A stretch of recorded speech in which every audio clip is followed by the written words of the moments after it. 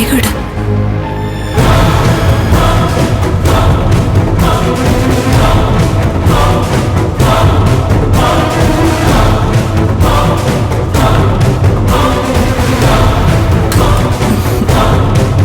ഇനി അങ്ങേര് കുടിക്കട്ടെ, ഇഷ്ടം പോലെ കുടിക്കട്ടെ. അമ്മ വാ. ആ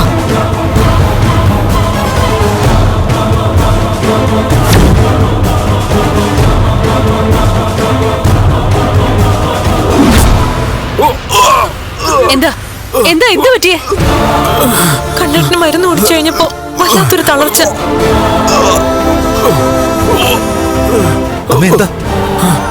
മരുന്നുള്ളിലേക്ക് ചെന്നില്ല. അതിനു മുമ്പേ കണ്ണിന് വയ്യാതെയായി. കണ്ണിട്ട് ഹോസ്പിറ്റലിലേക്ക് പോണോ? അവളും ആവശ്യമില്ലാത്ത മരുന്നൊക്കെ കൊടുത്തിട്ട് ഇനിയിപ്പോ ഹോസ്പിറ്റലിൽ കൊണ്ടുപോകണമെന്ന് ചോദിക്കുന്നു. എടീ, നീ ആൾക്കാരെ കൊല്ലാൻ വേണ്ടിട്ടാണോ ഇങ്ങനെയൊക്കെ കാണിച്ചു കൂട്ടുന്നത്? നിനക്ക് കണ്ണനോട് എന്തെങ്കിലും ദേഷ്യം ഉണ്ടെങ്കിൽ അതൊന്നും പറഞ്ഞാ പോരെ. എന്തിനാടി ഇങ്ങനെയൊക്കെ ചെയ്യുന്നേ? അയ്യോ, ഞാനൊന്നും പറയുന്നില്ലേ.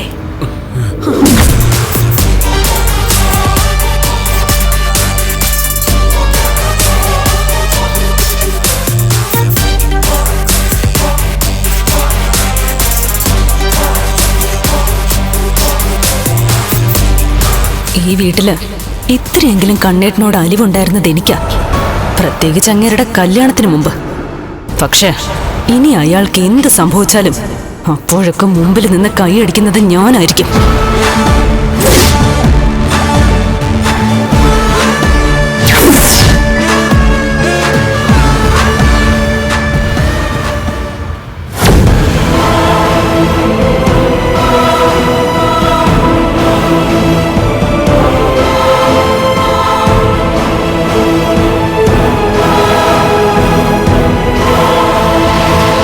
എന്റെ മരുന്ന് അകത്ത് ചെന്നിട്ടും ഇംപ്രൂവ്മെന്റ് ഉണ്ടാവാത്തതിൽ എനിക്ക് അത്ഭുതമൊന്നുമില്ല. അതിന് കാലതാമസം എടുക്കുമെന്ന് ഞാൻ നേരത്തെ പറഞ്ഞതാണല്ലോ. പിന്നെ മരുന്ന് കുടിക്കാൻ ബുദ്ധിമുട്ട് എന്താണെന്ന് മനസ്സിലാവുന്നില്ല. ആ മരുന്നിന് പഴയ പോലെ കയ്പില്ലെന്നാ പറഞ്ഞത്. പക്ഷെ അത് അകത്തോട്ട് ചെല്ലുമ്പോ ഒരു നെഞ്ചരിച്ചിലുണ്ട്, പിന്നെ വയറിനകത്തൊരു കത്തലും. അങ്ങനെ വരേണ്ടതല്ലോ. ആ മരുന്ന് ഉള്ളിൽ ചെന്ന് കഴിഞ്ഞാൽ ഒരു കുളിർമ ഉണ്ടാവേണ്ടതാ, നെഞ്ചിലും വയറ്റിലുമൊക്കെ. അങ്ങനെ അനുഭവപ്പെട്ടതായിട്ട് കണ്ണേട്ടൻ ഇതുവരെ പറഞ്ഞിട്ടില്ല. ആട്ടെ, മഹാലക്ഷ്മി തന്നെയല്ലേ മരുന്ന് തയ്യാറാക്കി കൊടുക്കുന്നത്? അതെ, മറ്റാരുടെയും കയ്യിൽ ഞാൻ കൊടുക്കാറില്ല. എനിക്ക് കണ്ണന്റെ വീട് വരെ ഒന്ന് വരണമല്ലോ. അതിനെന്താ, സാറിന് എപ്പോഴാ സമയം വെച്ചാ പറഞ്ഞാ മതി. അന്ന് ഞങ്ങൾ ഓഫീസിലേക്ക് പോയില്ല. ഇന്ന് മഹാലക്ഷ്മി ഫ്രീ ആണോ? അതെ. എന്നാ പിന്നെ സമയം കളയണ്ട, ഇന്ന് തന്നെ നമുക്ക് അങ്ങോട്ട് പോവാം.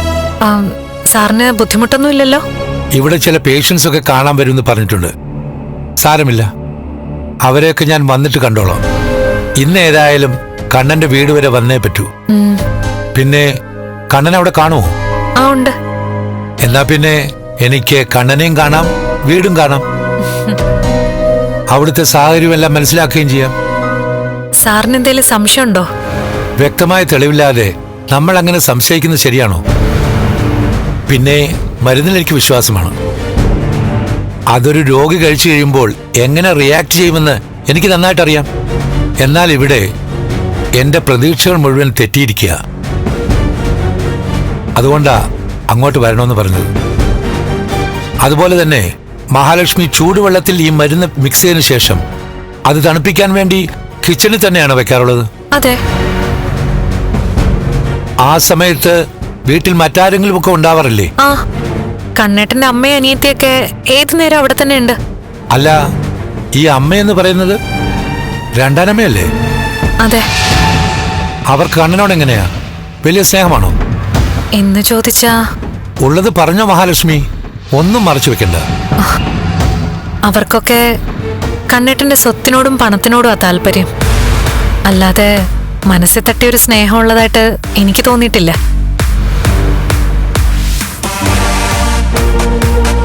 എന്റെ ചിന്തയും ആ വഴിക്ക് തന്നെയാ പോയത്.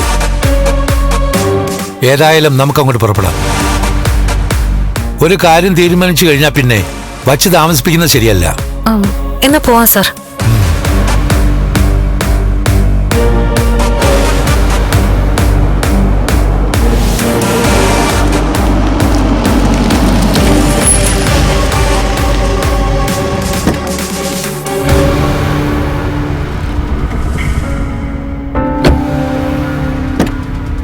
വരൂ സാർ.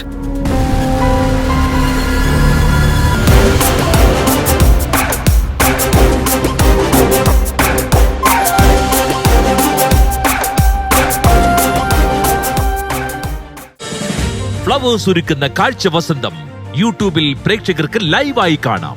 ഫ്ലവേഴ്സ് കോമഡിയിൽ ജോയിൻ ചെയ്യൂ, ആസ്വദിക്കൂ.